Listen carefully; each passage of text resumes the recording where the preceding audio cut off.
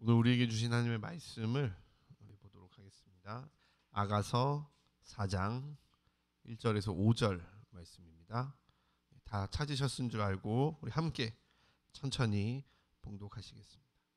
아름다워라 나의 사랑 아름다워라.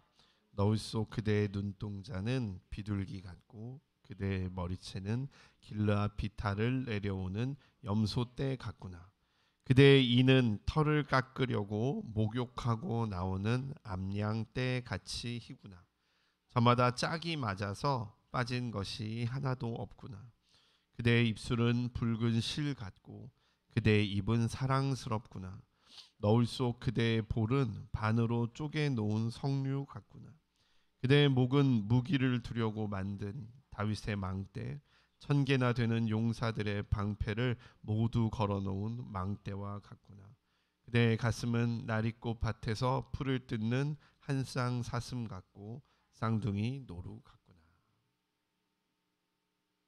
이 아가서의 가장 핵심적인 단어는 신부라는 단어입니다. 신부.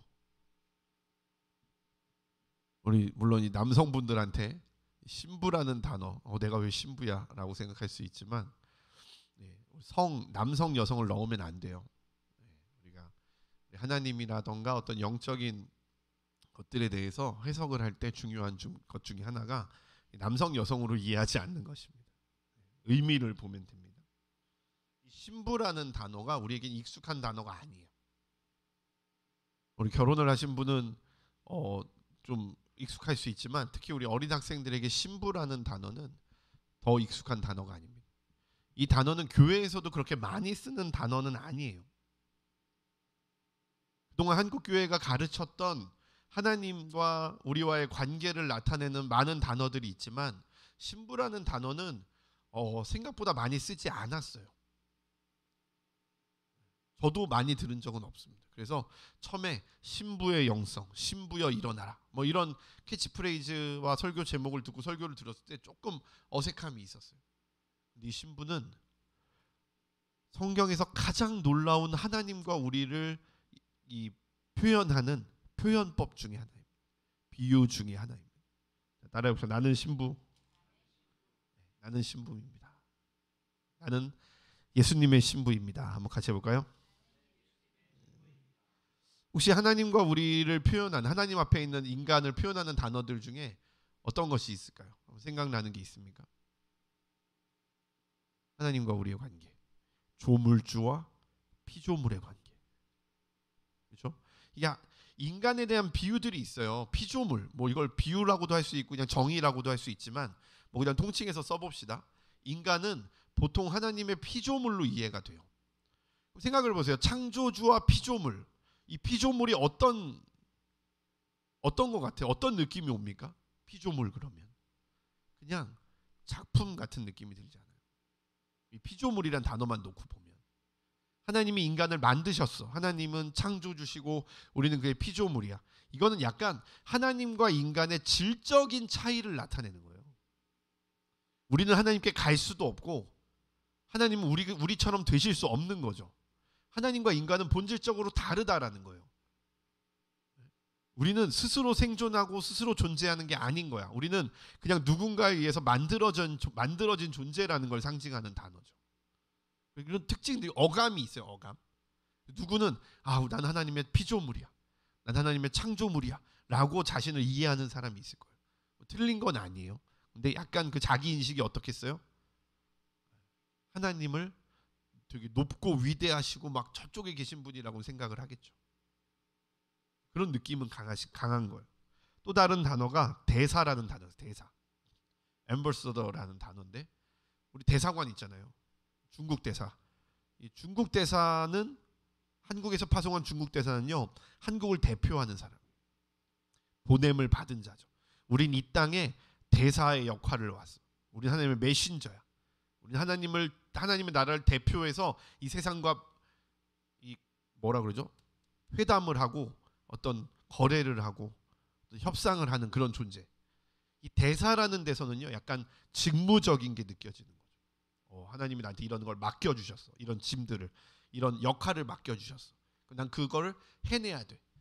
비슷한 단어가 청지기예요.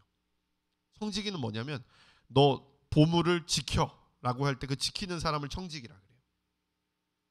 하나님이 우리를 청지기로 세우셨다라는 건 뭐예요?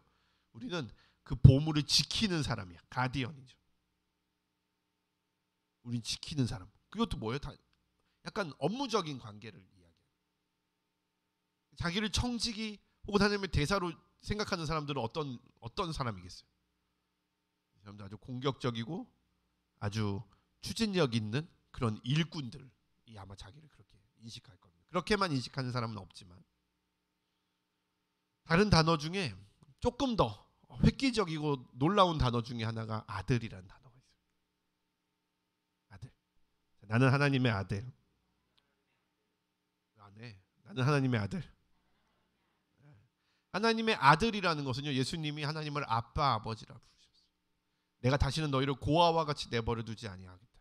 내가 너의 아버지가 되겠다. 너는 나의 아들이 될 것이다. 내가 너를 지었다. 내가 너를 낳았다. 내가 여인이 아이를 해산하는 그 고통으로 아이를 낳았듯이, 해산의 고통으로 아이를 낳았듯이 내가 너희를 이 십자가의 고통으로 내가 너희를 낳았다. 이 아들은요, 친밀함을 더 깊이 가져다 주는 거예요. 주인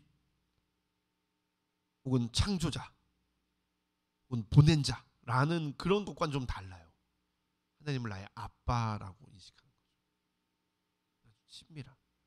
히브리어랑 이 한국어랑 비슷한 단어들이 몇 개 있어요. 그 중에 하나가 이 아빠라는 단어예요. 이 아빠, ABBA. 영어 성경에 보면 ABBA라고 나오는데, 이 아빠라는 단어는 하나님이 남자여서가 아니라 하나님이 우리의 부모님 되시기 때문에 우리를 낳으셨는데, 우리를 만드셨는데 그냥 만드신 게 아니라 우리를 친히 낳으셨다라는 거죠. 우리를 그의 자녀로 삼아 주셨다는 거예요. 이 아들이란 단어는요, 다른 단어와는 달라요. 아주 친밀하고 아주 우리의 정체성을 새롭게 하는 단어죠. 하나님과 연결돼 있다는 거예요. 가족은 뭘로 연결되죠? 피로 연결돼 있잖아요. 그래서 끊을래야 끊을 수 없는 그런 단어인 거죠. 그래서 하나님을 나의 아버지라고 인식하는 사람은요, 하나님에 대한 조금 다른 생각들이 있어요. 하나님 나의 주인이십니다. 하나님 나의 창조자이십니다라고 하는 사람과 삶이 조금 달라요. 저는 그렇게 느껴져요. 그런 걸 보면 좀 그래요. 오히려 좀 직업적인 것, 어떤 직무적인 것보다 더 하나님을 친밀하게 느끼는 어떤 그런 느낌이 있어요. 근데 아들이 아빠를 느끼는 친밀함보다 더 강력하고 더 뜨거운 단어가 있어요. 그게 바로 신부란다. 독일의 한 신학자가 그런 얘기를 했습니다. 절대로 하나님과 인간의 사랑은 부모와 자식 간의 사랑이 아니다. 뜨겁게 사랑하는 연인 간의 사랑이다. 그 뜨겁게 사랑하는 연인의 사랑이 열매 맺고 결실을 맺는 순간이 어디입니까? 그게 바로 결혼이라는 거죠. 이 결혼이 뭐예요? 연결되어진다는 거예요. 완전히 딱 붙어버린다는 거예요. 무엇도 끊을 수 없는 뜨거운 사랑의 관계가 바로 이 연인의 관계, 신부와 신랑의 관계가 되는 거죠. 결혼식 할 때 꼭 빠지지 않는, 일부러라도 하는 주례사가 있죠. 혹시 문 목사님도 그런 주례사 들으셨는지 모르겠는데, 검은 머리가 파풀이 될 때까지. 요거 빼먹으면 이제 결혼식이 재미가 없다고, 심심하다고 얘기할 정도로 모든 주례하시는 분들이 일부러 얘기하시는 단어예요. 검은 머리가 파풀이 될 때까지, 하얗게 될 때까지, 뭐요? 시간이 영원히 흐를 때까지 그 무엇도 막을 수 없다는 거예요. 무엇도 끊을 수 없다는 거예요. 끊어지지 말라는 거죠. 그게 사랑의 맹세고 사랑의 언약이죠. 그 영원한 사랑의 언약을 맺는 그 순간이 바로 혼인잔치, 신부가 되는 순간이라. 이 신부가 뭐래요? 영원히 뜨거운 사랑을 상징해요. 스스로가 예수 그리스도의 신부라는 것을 분명히 알고 있다는 것은요, 그 신부로서의 삶을 살아간다라는 것은요, 다른 존재로 살아간다는 것과 다릅니다.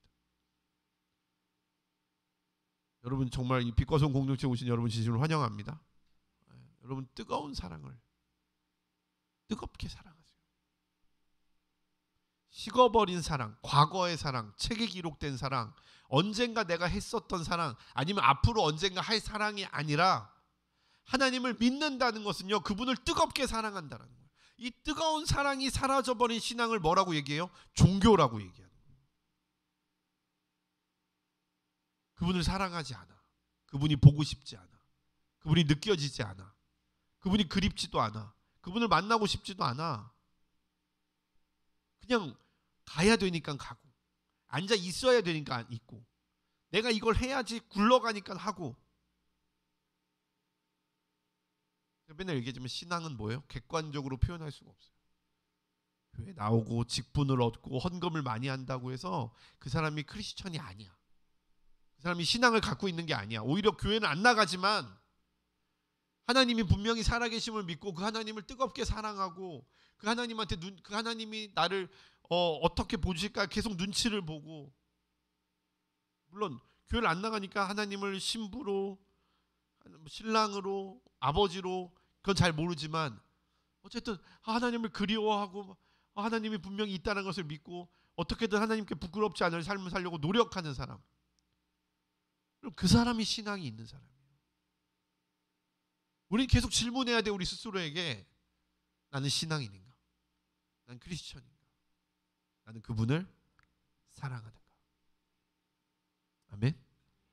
그게 전부예요. 우리 윤석이랑 은빈이에게 해줄 수 있는 말은 그게 전부야. 사랑하는 거예요. 우리 은빈이 남자친구 얼마 전에 있었잖아.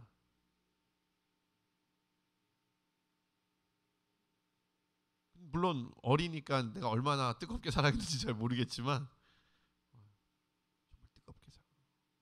내 몸을 태울 정도로 사랑하는 거죠. 아무나 그렇게 사랑하면 안 돼요. 하나님을 그렇게 사랑하는. 신부의 영성이 뭡니까? 그렇게 살아가는 거예요. 나를 신부라고 생각하고 하나님을 신랑이라고 생각하고 그 하나님을 뜨겁게 사랑하는 삶으로 살아가는 거예요. 이 신부의 영성.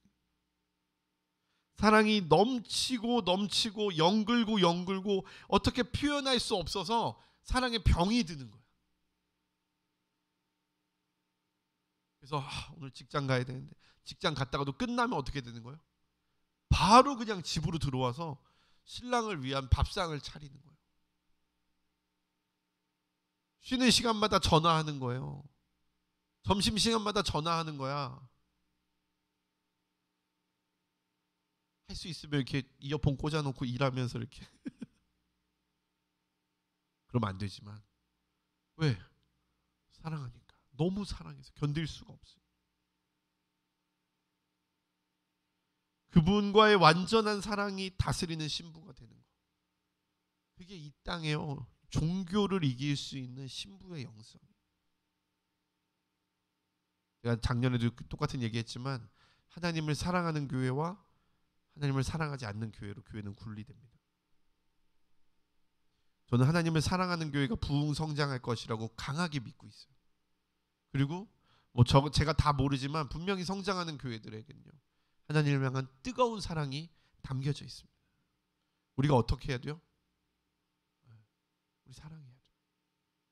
숫자가 많아지기 위해서 사랑하는 게 아니라 하나님을 사랑하는 것이 신앙의 본질이고 전부이기 때문에 사랑하는. 아멘. 지난주 본문이 솔로몬 왕을 향한 술람미 여인의 찬가라 그랬잖아요. 찬양시라 그랬잖아요. 그럼 오늘은요, 술람미 여인을 향한 솔로몬 왕의 찬양가. 들어주세요. 버전은 좀 다르지만 보시면서 천천히 흘끔흘끔 보셔도 괜찮습니다. 솔로몬 왕의 눈에 비친 이 여인의 모습. 사랑의 눈이 먼 솔로몬 왕이 술람미 여인을 보고 또 보고 또 보고 또 보고 뜯어보고 합쳐서도 보고 흩어서도 보고 오만 만큼 다 보며 그때 막 이 가슴 벅차오르는 걸요 쓴 시가 바로 이 시예요. 여러분 핸드폰에 있는 그 시예요.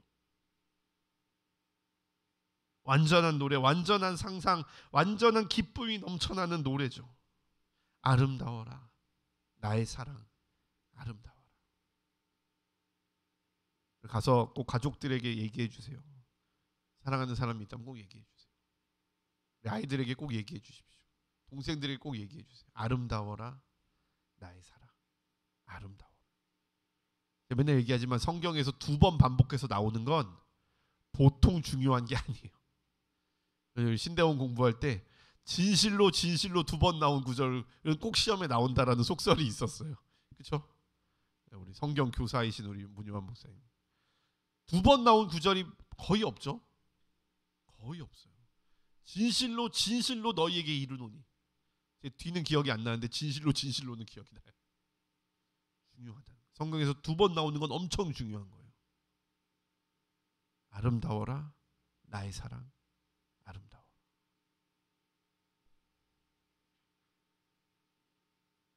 완전 함축법. 네? 완전 아주 생각보다 너무너무 함축적인 책이에요. 근데 그 책에 2단어가 동시에 나온 거예요. 아름다워라 나의 사랑 아름다워라. 이 남자의 마음이 완전히 녹아 있는 거죠. 여러분 상상해 보세요. 이 노래를 쓰고 있는 솔로몬 왕의 얼굴을 상상해 보세요. 제가 사랑하는 사람의 얼굴은 못 속인다 그랬잖아요. 사랑하는 사람의 눈빛은 못 속인다 그랬잖아요. 공동체에서 누가 연애하나 이렇게 5분만 가만히 뚫어져라 눈빛을 쳐다보고 있으면요, 대충 실마리를 찾을 수 있을 정도. 그 상상을 해보세요. 솔로몬 왕을 그 노래를 쓰고 있는 이 솔로몬 왕이요, 여인의 작은 것 하나도 놓치지 않고 쓰고 있는 거예요. 묘사하고 있는 거예요. 비유하고 있는 거예요. 그대의 눈동자는 비둘기 같고 그대의 머릿결은 검은 염소떼가 길르앗 비탈을 내려오는 염소떼 같구나. 도대체 눈동자가 비둘기 같은 게 뭘까? 제가 혼자 상상을 해봤어요. 비둘기가 어떻지? 비둘기 눈동자 같다고 안 했고 비둘기 같다 그랬잖아. 비둘기 우리가 보는 비둘기는 좀 이 순종 비둘기랑 달라요. 성경에서는 이렇게 저도 뭐 어떤 책에서 읽은 건데 성경의 비둘기는 2가지 해석을 한대요. 피존과 도브로 해석을 하는데 도브로 사용되는 곳에서는 되게 순결한 어떤 그런 의미로 사용을 하고요. 피존 같은 경우는 좀 반대적 의미로 사용을 한다 그러더라고요. 그렇게 생각하시는 분도 있는데 어쨌든 여기서 비둘기는 순전하고 아름답고 라고 생각했을 때 저는 비둘기를 딱 떠올렸을 때 동글동글한 어떤 그런 게 생각나요. 그냥 딱 보고만 있어도 기분이 좋아지는 동글동글한 거. 그냥 제 느낌이에요. 제 느낌. 뭐 주석서에 쓸 수 없는 그런 내용이죠. 동글동글하다 뭐 이런 거. 근데 어쨌든 저는 그런 느낌이 들면서 되게 기분이 좋아졌어요. 눈이. 머리는요, 여러분 염소떼, 까만 염소떼가 비탈을 막 내려온다고 생각해 보세요. 분명 이 여자의 머리는 검은색이었을 거예요. 그리고 곱슬이겠죠. 뭔가 마치 막 염소떼가 흘러내려온 듯한 느낌이 드니까 상상을 하는 거예요, 여러분. 이 솔로몬의 아가서는 상상을 안 하면 해석이 안 돼요. 계속 염소떼가 막 검은 머리, 컬이 막 굵은. 그리고 여러분 풀밭에 양들이 모여 있는 걸 보세요. 양들이 모여 있는 걸 상상해 보십시오. 양들이 뭐 하고 있어요? 이렇게 풀을 뜯고 있어. 양들이 풀을 뜯고 있어. 근데 그게 뭐라고 같다고요? 이빨 같다. 이 같다고. 이. 치아. 이 치아. 어디서 내 이는 목욕장에서 나온 털 깎인 암양. 그 새끼 없는 것은 하나도 없이 각각 쌍태를 낳은 암양. 이게 이빨이 튼튼하다는 거죠. 이게 왜 이게 있겠어요? 이 고대 근동에서는요, 이게 되게 중요해요. 이가 건강의 척도죠. 건강의 척도. 근데 심지어 하얘. 지금이야 뭐 미백 치약도 있고 미백 관리도 해주고. 그런데 이 당시에는요 이게 없잖아요. 그래서 이빨 하얀 여자가 되게 건강하고 단단한 이빨을 가진 여자가 가장 아름다운 여자 중에 하나 같은 거예요. 우리 나중에 양떼 목장 한번 가요. 윤석이가 막 풀 뜯고 있어. 윤석이 수백 마리가 막 풀 뜯고 있는데 엄청 귀여워요. 엄청 토실토실하고. 내면 양들 엉덩이 찍어가지고 내가 막 이렇게 사진 걸어놓고 막 그랬었거든요. 너무 이쁘고.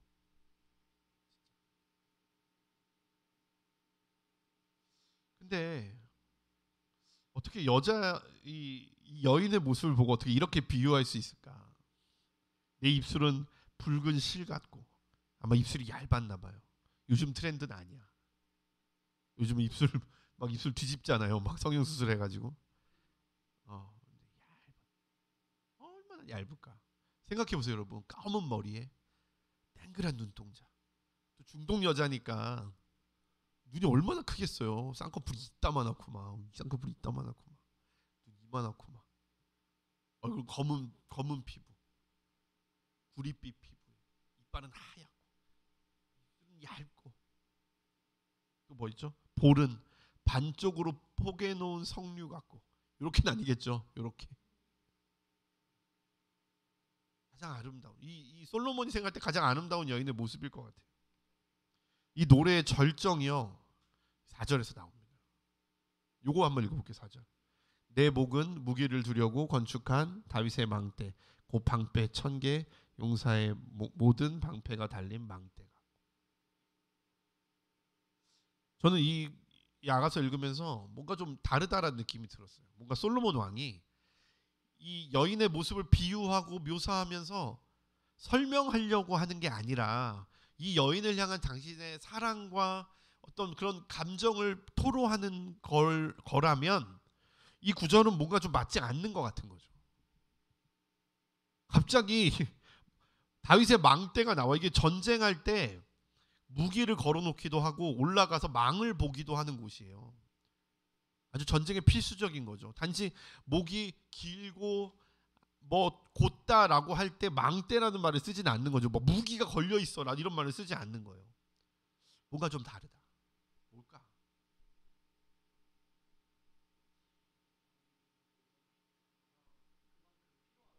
필요하다. 오, 그렇게 해석할 수도 있죠. 오늘 아주 계약적이네. 난 너 필요해. 막 이런 거. 난 네가 이래서 필요해. 이거 없어지면 너 쫓아낼 거야. 이런 건 아니잖아요. 그렇죠? 소중하다. 그렇죠. 조금 더 뭐가 있을까? 약간 목이 길고 튼튼하다가 아니야. 다윗의 망대 같다. 좀 기억나세요? 포도원을 허는 여우들. 솔로몬 왕이 이 여인에게 뭐라 그랬냐면, 야 이제 가서 우리 포도원에서 담을 허는 여우들을 잡자. 그리고 또 뭐라 그러죠?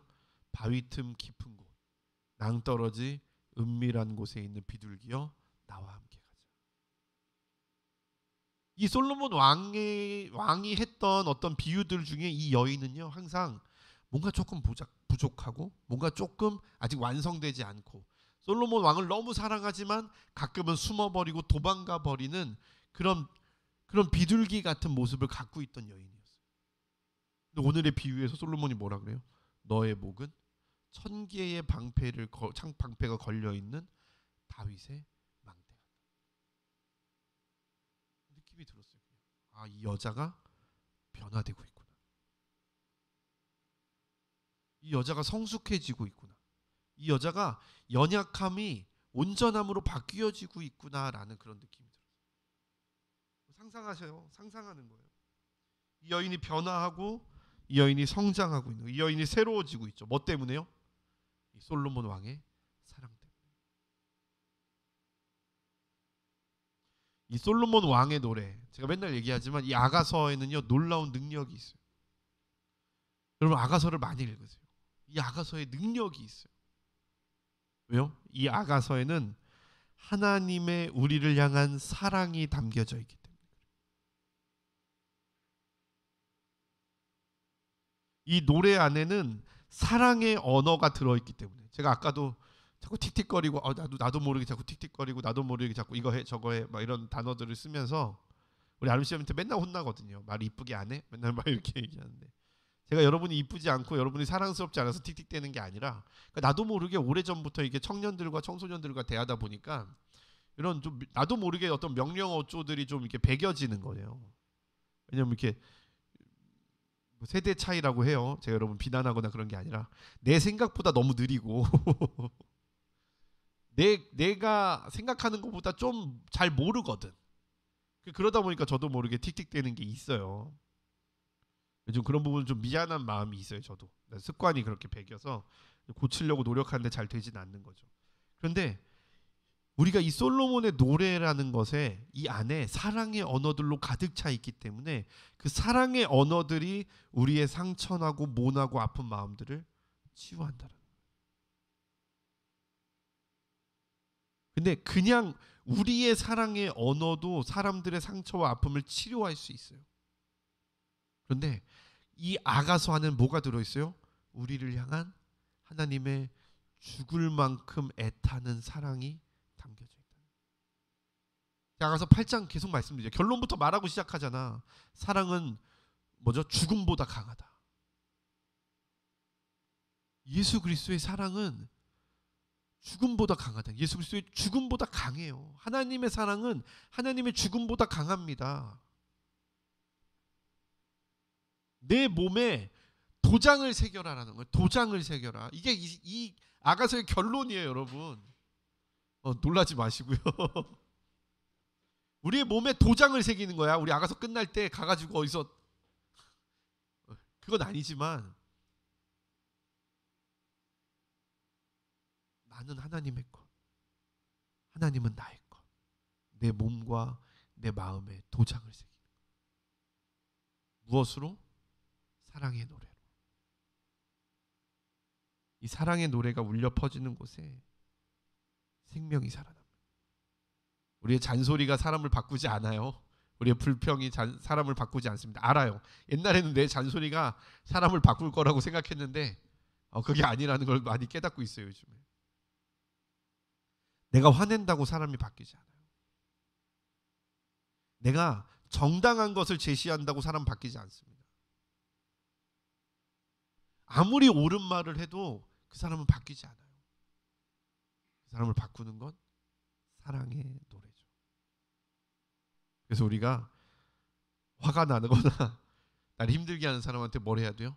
자고 있을 때 옆에서 아가서를 외워주세요. 아가서를 들려주세요.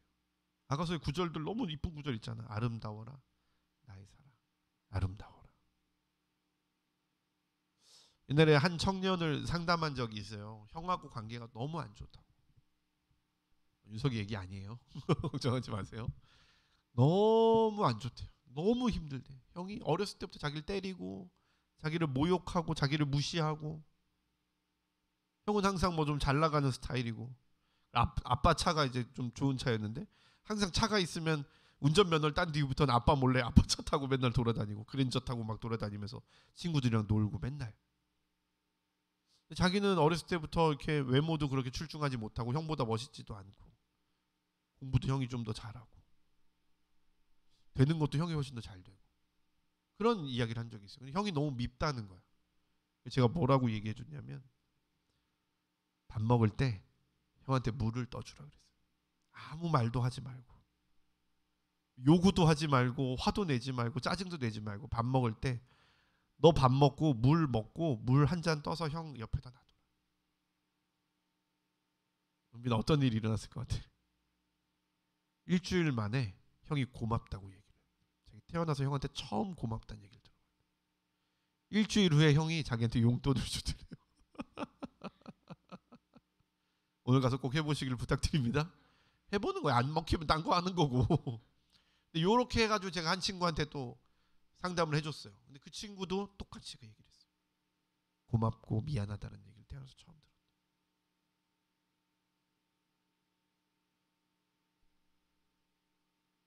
변화는요, 사랑의 언어에서 시작합니다. 그게 꼭 말이 아니어도 괜찮아요. 물 떠다 주는 것도 괜찮고요. 시키는 거를 아무 말 안 하고 하는 것도 괜찮고요. 심부름을 들어주는 것도 괜찮고, 추파추스 하나를 수근이처럼 카톡으로 보내주는 것도 괜찮습니다. 사랑의 언어는 생명의 언어입니다. 사랑의 언어에는 생명을 줘요. 누군가에게 사랑한다고 매일 이야기하면 그 사람의 생명은 살아납니다. 사랑한다는 말을 듣고 자란 아이와 사랑한다는 말을 듣지 않은 아이의 삶은 전혀 다른 삶을 살아요. 옛날에 조나단 에드워드에 하고 또 이름 까먹었는데 그 항상 이 상담 이런 거 배우면 패밀리 트리 이런 거 작성하면서 이 두 사람의 삶을 비교하는 그런 패밀리 트리 뭐더라 정확히 기억은 안 나는데 그게 있더라고요. 조나단 에드워드와 이 사람이 있었는데 이 둘의 삶은 그냥 다른 한 사람이었지만 이 사람의 가계를 100년 넘게 조사를 해봤더니 150년, 200년 넘게 조사를 해봤더니 여기는 뭐 목사가 1000명이 나오고 부통령이 1명 나오고 변호사가 몇백 명이 나오고 여기는 마약 중독자가 3분의 1이고 이런 변화들이 이게 엄청 커지게 변화한다라는 거예요. 차이는 뭐밖에 없어요?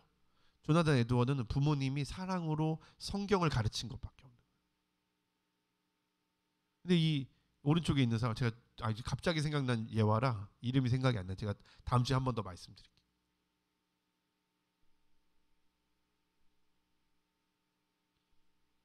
사랑한다는 말, 사랑한다는 표현, 사랑한다는 행동, 생명을 살립니다. 제가 여러분께 해줄 수 있는 거는 물론 끊임없이 노력하고 실패하고 하지만 여러분을 사랑한다고 말해주는 것밖에 없어요.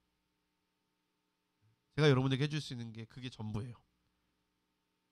그래서 가끔은 욕심도 내고 가끔은 혼내기도 하고 사랑이 있다고 생각해서 가끔은 짜증도 내기도 하고 하지만 그 사랑의 언어가 분명히 열매를 맺을 거라고 저는 확신해요.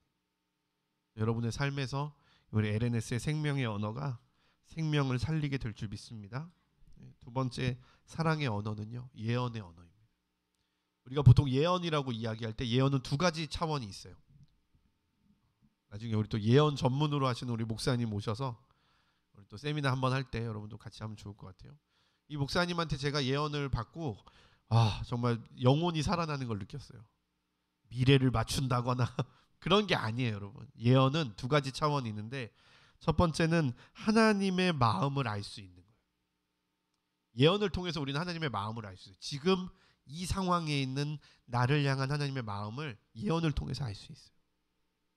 두 번째는요, 미래를 상상할 수 있게 해줘요.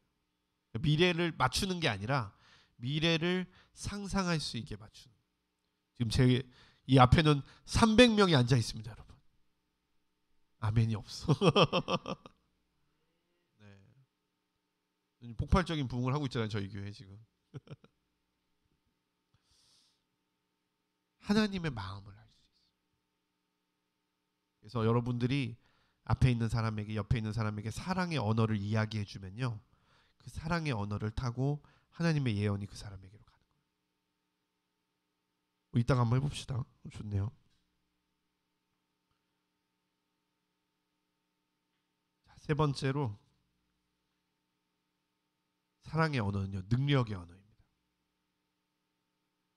여러분에게 능력을 줘요. 옆에 사람에게 한번, 너는 멋진 아이야, 너는 멋진 친구야, 한번. 네.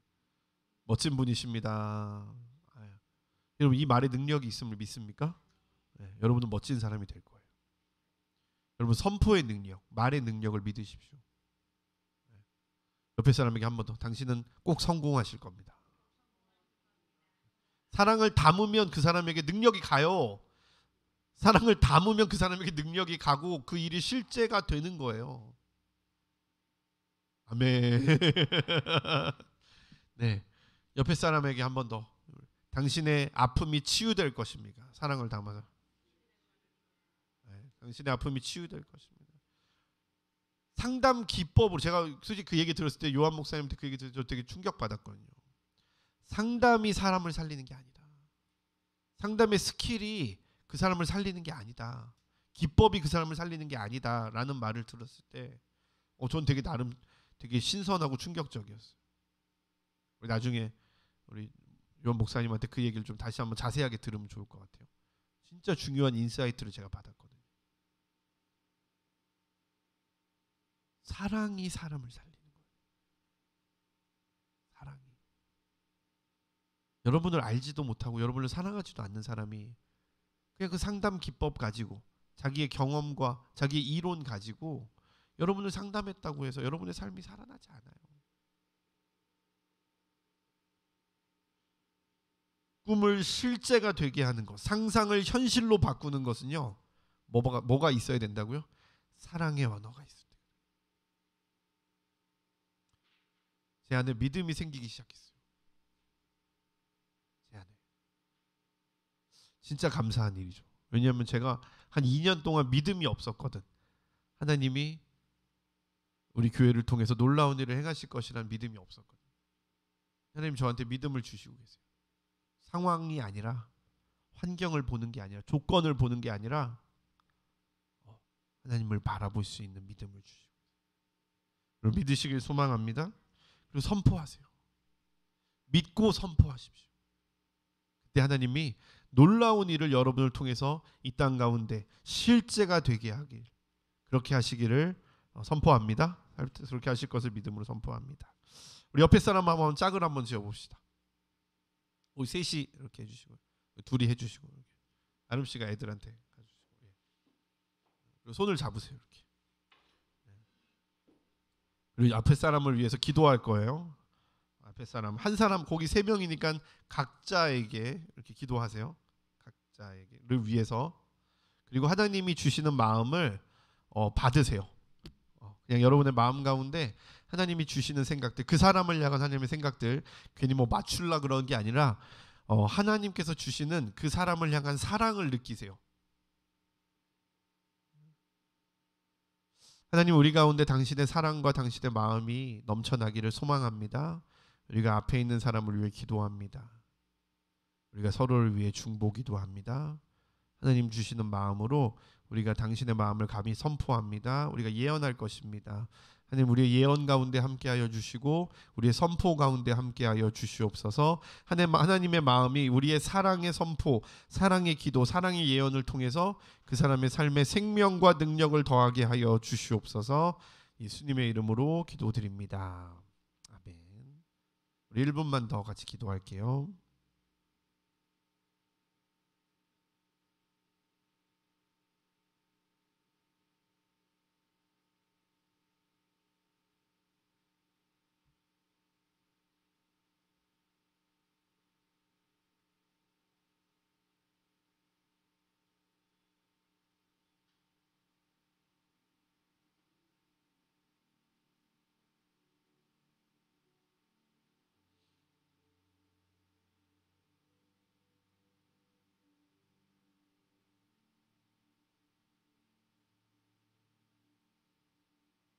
하나님, 우리가 당신의 마음을 알기 원합니다. 우리를 향한 하나님의 마음을 알게 하여 주시고 듣게 하여 주시옵소서. 주님 감사합니다. 사랑합니다. 예수님의 이름으로 기도드리옵나이다. 아멘. 자, 기도할 때 주셨던 마음을 앞에 있는 사람에게 선포하십시오. 네, 이제 선포하셔도 됩니다.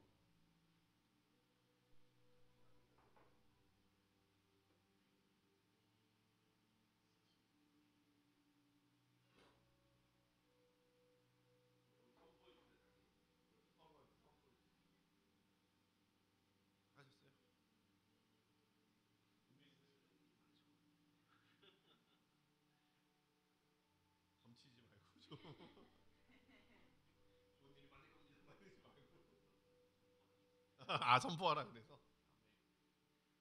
다 나누셨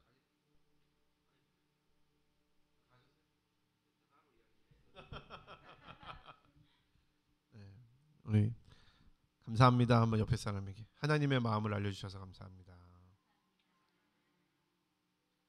네, 여러분 기도하면서 하나님 주신 마음들을 나누는 것을 부끄러워하지 마세요.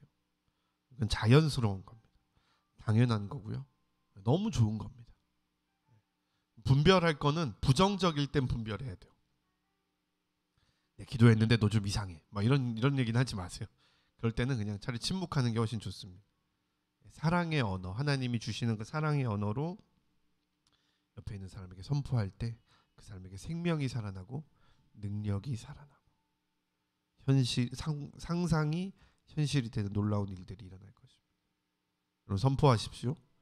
분명히 솔로몬 왕의 사랑의 선포가 이 술람미 여인에게 놀라운 변화를 가져왔듯이 우리가 이 노래, 이 사랑의 노래를 특별히 우리가 함께 선포하며 나아갈 때 하나님의 놀라운 역사가 이 땅 가운데, 이 세상 가운데, 이 나라 가운데 이루어질 줄 믿습니다.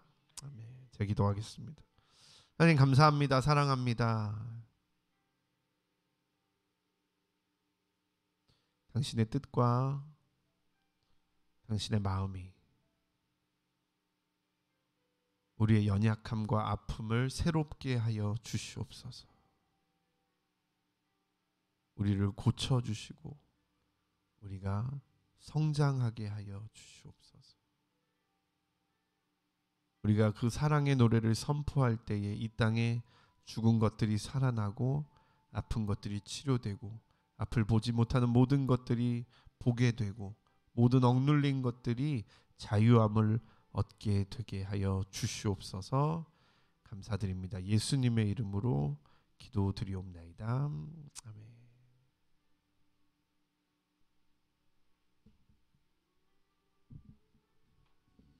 이렇게 성만찬 예식을 주님께 드립니다. 잡히시던 밤에 떡을 떼시며 가라사대 이것은 너희를 위하는 내 몸이니 이것을 먹을 때마다 나를 기념하라. 잔을 주시며 이르시되 이것은 내 피니 이것을 마실 때마다 나를 기념하라 하셨습니다.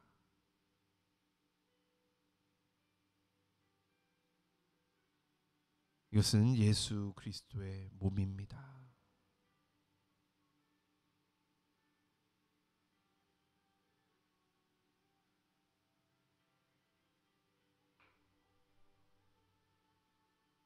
이것은 우리를 위하여 흘리신 예수 그리스도의 피입니다.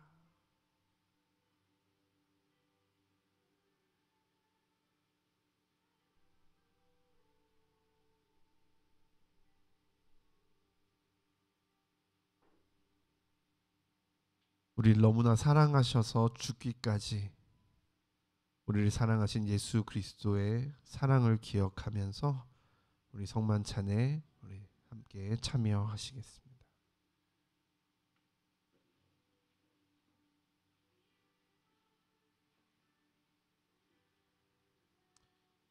예수님의 몸입니다.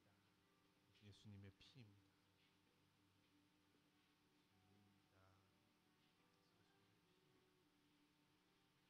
예수님의 몸입니다.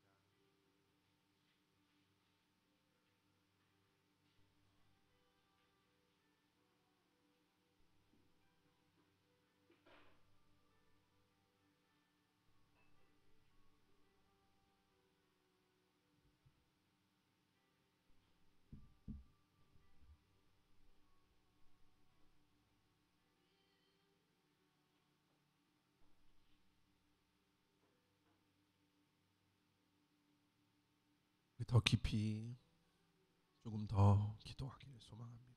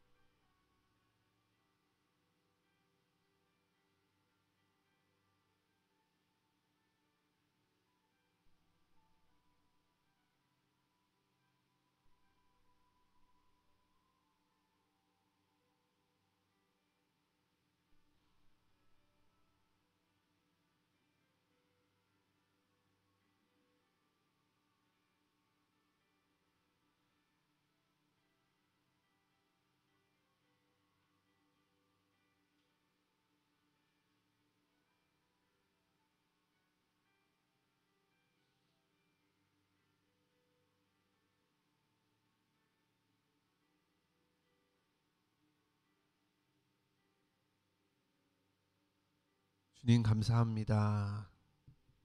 주님 사랑합니다. 당신의 사랑으로 우리를 치유하시고 새롭게 하여 주시옵소서. 감사합니다. 예수 그리스도의 이름으로 기도드립니다. 주님, 주님께 드린 우리의 예물을 주님께 올려드립니다. 우리의 연약함과 나약함을 주님께 올려드립니다. 우리의 모자름과 부족함을 주님께 올려드립니다. 주님 받으시옵소서. 흠향하여 주시옵소서. 우리를 채워주시고 우리를 풍성케 하셔서 기꺼이 하나님의 나라를 위하여 우리의 가진 것들을 내어놓을 수 있는 믿음을 허락하여 주시옵소서. 10의 1조를 구별하여 드리는 이들에게 쌓을 곳이 없는 축복을 허락하시고, 감사의 예물을 구별하여 드린 이들에게 감사할 것이 끊어지지 않는 놀라운 축복이 있게 하여 주시옵소서. 감사합니다. 주님 사랑합니다. 예수 그리스도의 이름으로 기도드립니다. 이제는 우리 주 예수 그리스도의 은혜와 아버지 하나님의 사랑하심과 성령의 역사하심이, 그 사랑의 노래를 들고 이 땅 가운데 아프고 고통받는 이들을 향해 나아가는 모든 이들 가운데, 그 외침과 선포 가운데 이제부터 영원토록 함께 하시기를 간절히 축원하옵나이다. 아멘.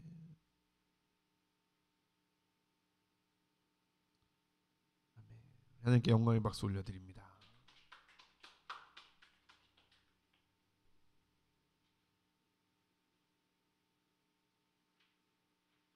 네, 광고 있으십니까? 오늘 윤석이는 우리 아름 씨와 이제 2단계 성경 공부, 네, 뭐 알아서 하십시오. 네. 그다음에 우리 은빈이는 우리 수근님과 1단계 성경 공부 4주간 새신자 과정 시작하시면 됩니다. 수고하셨습니다.